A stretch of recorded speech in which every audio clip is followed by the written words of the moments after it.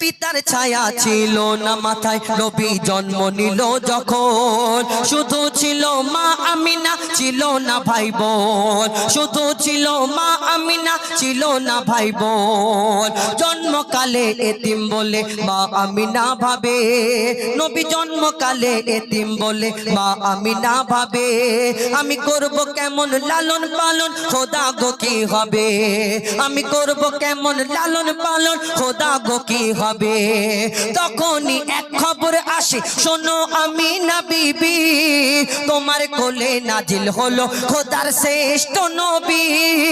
আল্লাহ স্বয়ং তার লালন পালনে নিয়েছে গোভার, আর জিবরিল আমিন থাকবে হয়ে ওর পাহারাদার। ও সৃষ্টি কুলের শিরোমণি, সৃষ্টি কুলের শিরোমণি আর নবী কুলের মূল, সৃষ্টি কুলের শিরোমণি আর